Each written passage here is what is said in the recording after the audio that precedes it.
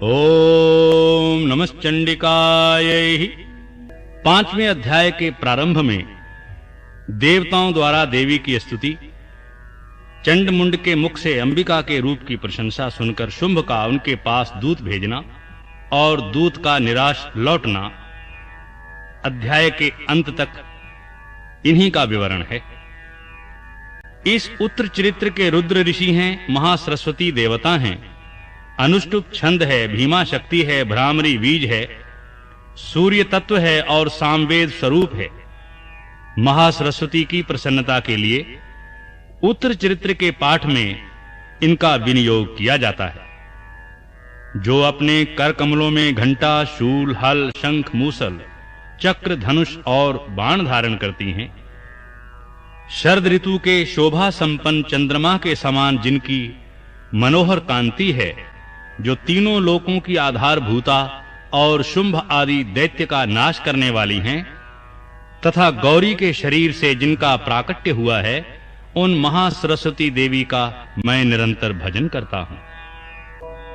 ऋषि कहते हैं, पूर्व काल में शुंभ और निशुंभ नामक असुरों ने अपने बल के घमंड में आकर शचीपति इंद्र के हाथ से तीनों लोकों का राज्य और यज्ञ भाग छीन लिए।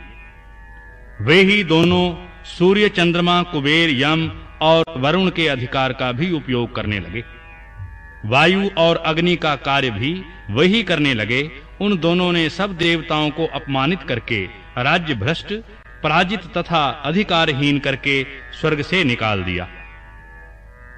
उन दोनों महान असुरों से तिरस्कृत देवताओं ने अपराजिता देवी का स्मरण किया और सोचा, जगदम्बा ने हम लोगों को वर दिया था कि आपत्ति काल में स्मरण करने पर मैं तुम्हारी सब आपत्तियों का तत्काल नाश कर दूंगी।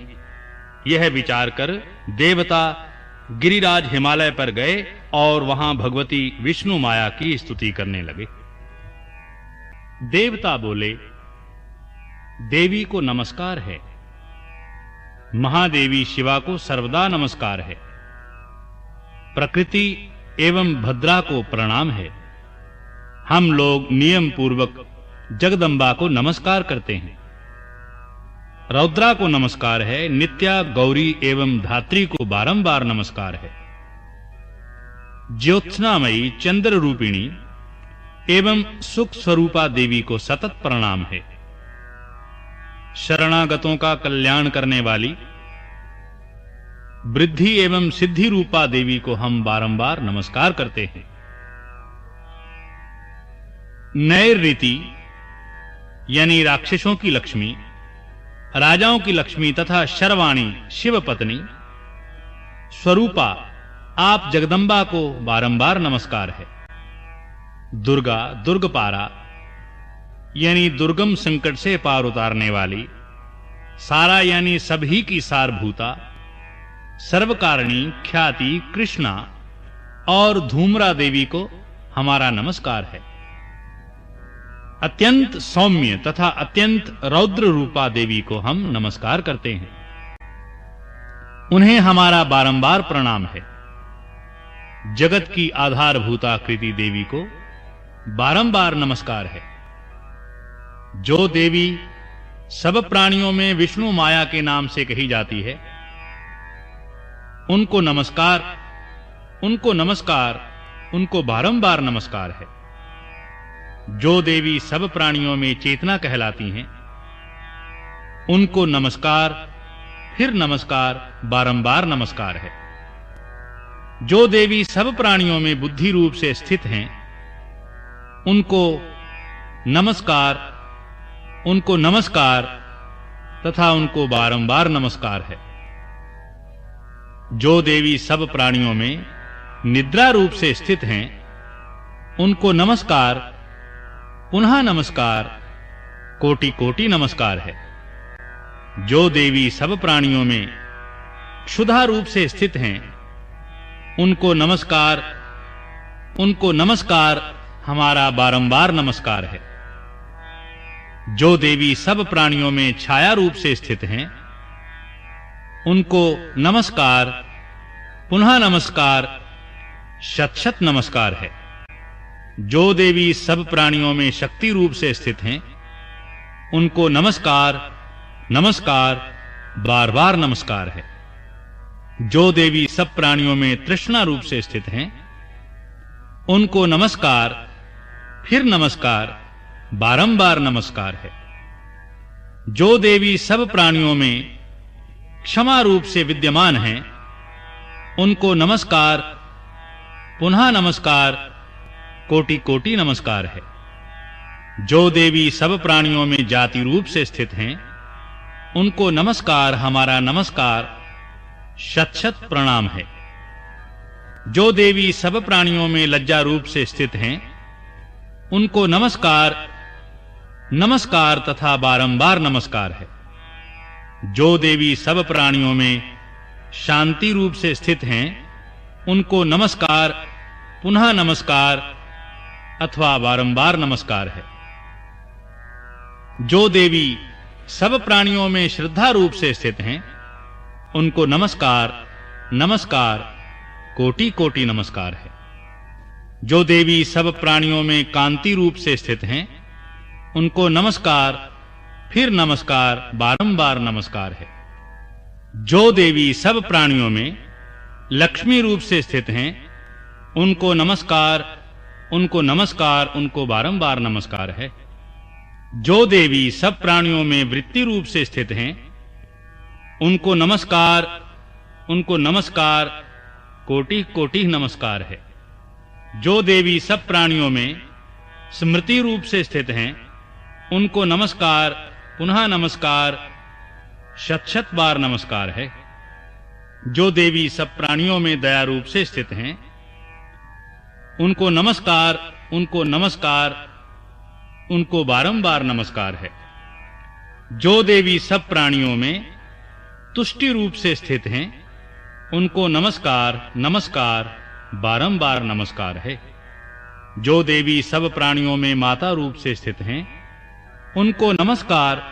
उनको नमस्कार बारंबार नमस्कार है।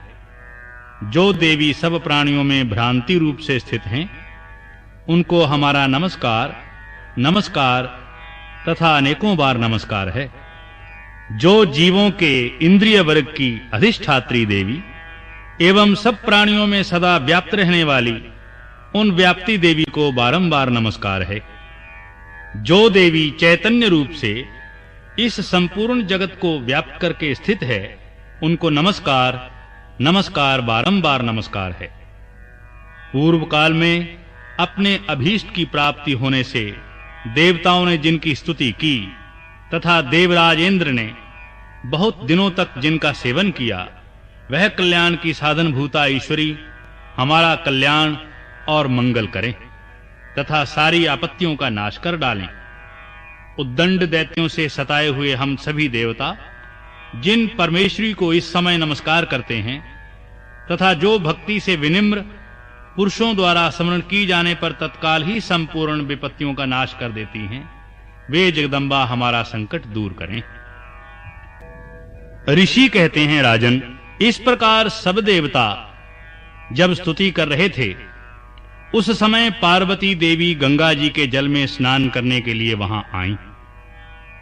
उन सुंदर भौहों वाली भगवती ने देवताओं से पूछा, आप लोग यहां किसकी स्तुति करते हैं? तब उन्हीं के शरीर कोश से प्रकट हुई शिवा देवी बोली, शुंभ दैत्य से तिरस्कृत और युद्ध में निशुंभ से पराजित हो यहां एकत्रित हुए ये समस्त देवता मेरी ही स्तुति कर रहे हैं। पार्वती जी के शरीर कोश से अंबिका का प्रादुर्भाव हुआ था, इसलिए वे समस्त लोकों में कौशिकी कही जाती हैं। कौशिकी के प्रकट होने के बाद पार्वती देवी का शरीर काले रंग का हो गया, अतः वे हिमालय पर रहने वाली कालिका देवी के नाम से विख्यात हुईं। तदनंतर शुंभ निशुंभ के भृत्य चंड मुंड वहां आए और उन्होंने परम मनोहर रूप धारण करने वाली अंबिका देवी को देखा। फिर वे शुंभ के पास जाकर बोले, महाराज, एक अत्यंत मनोहर स्त्री है जो अपनी दिव्य कांति से हिमालय को प्रकाशित कर रही है। वैसा उत्तम रूप कहीं किसी ने भी नहीं देखा होगा।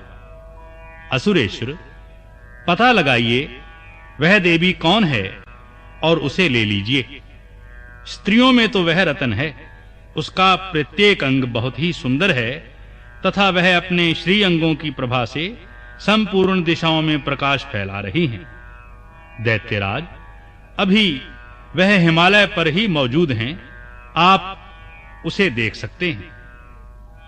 प्रभु, तीनों लोकों में मणि, हाथी और घोड़े आदि जितने भी रत्न हैं, वे सब इस समय आपके घर में शोभा पा रहे हैं। हाथियों में रत्नभूत ऐरावत, यह पारिजात का वृक्ष और उच्चैश्रवा घोड़ा, यह सब आपने इंद्र से ले लिया है। हंसों से जुता हुआ विमान भी आपके आंगन में शोभा पा रहा है। यह रत्नभूत अद्भुत विमान जो पहले ब्रह्मा जी के पास था, अब आपके यहां लाया गया है। यहां महापद्म नामक निधि आप कुबेर से छीन लाए हैं। समुद्र ने भी आपको किंजलकनी नाम की माला भेंट की है, जो केसरों से सुशोभित है और जिसके कमल कभी कुमलाते नहीं हैं। सुवर्ण की वर्षा करने वाला वरुण का छत्र भी आपके घर में शोभायमान है तथा यह श्रेष्ठ रथ जो पहले प्रजापति के अधिकार में था, अब आपके पास मौजूद है। हे दैत्येश्वर, मृत्यु की उत्क्रांतिदा नाम वाली शक्ति भी आपने छीन ली है तथा वरुण का पाश और समुद्र में होने वाले सब प्रकार के रत्न आपके भाई निशुंभ के अधिकार में हैं। अग्नि ने भी स्वतः शुद्ध किए हुए 2 वस्त्र आपकी सेवा में अर्पित किए हैं। हे दैत्यराज, इस प्रकार सभी रत्न आपने एकत्रित कर लिए हैं। फिर जो यह स्त्रियों में रत्न रूप कल्याणमयी देवी है, इसे आप क्यों नहीं अपने अधिकार में कर लेते? ऋषि कहते हैं, चंडमुंड का यह वचन सुनकर शुंभ ने महादैत्य सुग्रीव को दूत बनाकर देवी के पास भेजा और कहा, तुम मेरी आज्ञा से उसके सामने ये बातें कहना और ऐसा उपाय करना जिससे प्रसन्न होकर वह शीघ्र ही यहां आ जाए। वह दूत पर्वत के अत्यंत रमणीय प्रदेश में जहां देवी मौजूद थी गया और मधुर वाणी में कोमल वचन बोला। उनकी आज्ञा सदा सब देवता लोग एक स्वर से मानते हैं, कोई उसका उल्लंघन नहीं कर सकता। वे संपूर्ण देवताओं को परास्त कर चुके हैं। उन्होंने तुम्हारे लिए जो संदेश दिया है उसे सुनो। संपूर्ण त्रैलोकी मेरे अधिकार में है, देवता भी मेरी आज्ञा के अधीन चलते हैं। संपूर्ण यज्ञों के भागों को मैं ही पृथक पृथक भोगता हूं। तीनों लोकों में जितने श्रेष्ठ रत्न हैं, वे सब मेरे अधिकार में हैं। देवराज इंद्र का वाहन ऐरावत, जो हाथियों में रत्न के समान है, मैंने छीन लिया है। क्षीर सागर का मंथन करने से जो अश्वरतन उच्चैश्रवा प्रकट हुआ था, उसे देवताओं ने मेरे पैरों पर पड़कर समर्पित किया है। सुंदरी, उनके सिवा और भी जितने रत्नभूत पदार्थ देवताओं, गंधर्वों और नागों के पास थे, वो सब मेरे ही पास आ गए हैं। हे देवी, हम लोग तुम्हें संसार की स्त्रियों में रत्न मांगते हैं, अतः तुम हमारे पास आ जाओ, क्योंकि रत्नों का उपभोग करने वाले हम ही हैं। चंचल कटाक्षों वाली सुंदरी, तुम मेरी या मेरे भाई महापराक्रमी निशुंभ की सेवा में आ जाओ, क्योंकि तुम रतन स्वरूपा हो। मेरा वरण करने से तुम्हें तुलना रहित महान ऐश्वर्य की प्राप्ति होगी। अपनी बुद्धि से यह विचार कर तुम मेरी पत्नी बन जाओ। ऋषि कहते हैं, दूतों के यों कहने पर कल्याणमयी भगवती दुर्गा देवी, जो इस जगत को धारण करती हैं, मन ही मन गंभीर भाव से मुस्कुराईं और इस प्रकार बोली, हे दूत, तुमने सत्य कहा, इसमें तनिक भी मिथ्या नहीं है। शुंभ तीनों लोकों का स्वामी है और निशुंभ भी उसी के समान पराक्रमी है, किंतु इस विषय में मैंने जो प्रतिज्ञा कर ली है उसे मिथ्या कैसे करूं? मैंने अपनी अल्प बुद्धि के कारण पहले से जो प्रतिज्ञा कर रखी है उसको सुनो। जो मुझे संग्राम में जीत लेगा, जो मेरे अभिमान को चूर्ण कर देगा तथा संसार में जो मेरे समान बलवान होगा वही मेरा स्वामी होगा। इसलिए शुंभ अथवा महादैत्य निशुंभ स्वयं ही यहाँ पधारें और मुझे जीतकर शीघ्र ही मेरा पाणी ग्रहण कर लें। इसमें विलंब की क्या आवश्यकता है? दूत बोला, देवी तुम घमंड में भरी हो, मेरे सामने ऐसी बातें ना करो। तीनों लोकों में कौन ऐसा पुरुष है जो शुंभ निशुंभ के सामने खड़ा हो सके? हे देवी, अन्य दैत्यों के सामने भी सारे देवता युद्ध में नहीं ठहर सकते, फिर तुम अकेली स्त्री होकर कैसे ठहर सकती हो? जिन शुंभ आदि दैत्यों के सामने इंद्र आदि सब देवता भी युद्ध में खड़े नहीं हुए, उनके सामने तुम स्त्री होकर कैसे जाओगे? इसलिए तुम मेरे ही कहने से शुंभ निशुंभ के पास चली चलो। ऐसा करने से तुम्हारे गौरव की रक्षा होगी, अन्यथा जब वे केश पकड़कर घसीटेंगे तब तुम्हें अपनी प्रतिष्ठा खोकर जाना पड़ेगा। देवी ने कहा, तुम्हारा कहना ठीक है, शुंभ बलवान है और निशुंभ भी बड़े पराक्रमी हैं, किंतु क्या करूं? मैंने पहले बिना सोचे समझे प्रतिज्ञा कर ली है। अतः अब तुम जाओ, मैंने तुमसे जो कुछ कहा है वह सब दैत्यराज से आदर पूर्वक कहना। ओम इति श्री मार्कंडेय पुराणे सावर्णिके मन्वंतरे देवी महात्म्ये देव्या दूत संवादो नाम पंचमो अध्याय।